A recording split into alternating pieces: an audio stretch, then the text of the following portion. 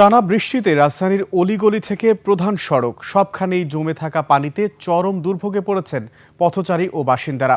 সবচেয়ে বেশি ক্ষতির মুখে ঢাকার দুই সিটি কর্পোরেশনের নিম্নাঞ্চলের ক্ষুদ্র ব্যবসায়ীরা।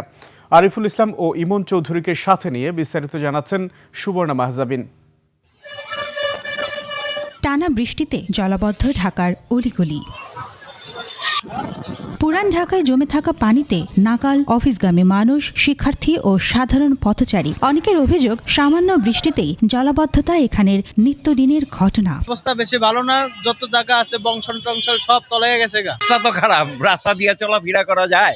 বৃষ্টির ফলে নিচু এলাকার দোকান ও ব্যবসা প্রতিষ্ঠানে পানি ঢুকে পড়ে। পণ্য সামগ্রী নষ্ট হওয়ার শঙ্কায় অনেক ব্যবসায়ী নিজ উদ্যোগে দোকান থেকে পানি সরাতে ব্যস্ত। জনগণের জন্য একটু সুবিধা হইতে আছে, পানির রাস্তাটা ক্লিয়ার হইতে আছে, গাড়ি ঘোড়া চলার জন্য একটা ভালো ব্যবস্থা হইতে আছে, এই জন্যই আমি একটু পরিষ্কার করতে আছে আর কিছু। ভারী বৃষ্টিতে উত্তরার বিভিন্ন সড়কেও দেখা দেয় জলাবদ্ধতা, ব্যাহত হয় যান চলাচল। শিক্ষার্থী সহ জরুরি কাজে বের হওয়া সাধারণ নাগরিকদের পড়তে হয় দুর্ভোগে।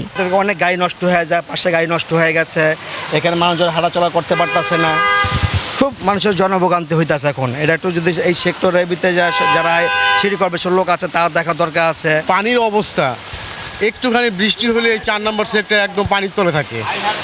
আমি এই কিছুক্ষণ আগে গাড়ি ড্রাইভ করে গেছি, আমার গাড়ির নাম্বার প্লেট খুলে গেছে। এলাকাবাসীদের অভিযোগ, ড্রেনেজ ব্যবস্থার দুর্বলতা ও পানি নিষ্কাশনে ধীর গতির কারণে প্রতি বর্ষায় একই ধরনের ভোগান্তির মুখোমুখি হতে হয় তাদের। সিটি কর্পোরেশন কি করে, রাস্তাঘাট এরকম করছে, ড্রেন মেরেন সম্পূর্ণ জাম, ড্রেন ঠিক মতো পরিষ্কার করে না। এই অবস্থা হইলে মানুষ কেমনে চলবে? দ্রুত পানি নিষ্কাশনের ব্যবস্থা না নিলে বর্ষা মৌসুমে ভোগান্তি আরও বাড়ার শঙ্কায় দেখা দিয়েছে উদ্বেগ।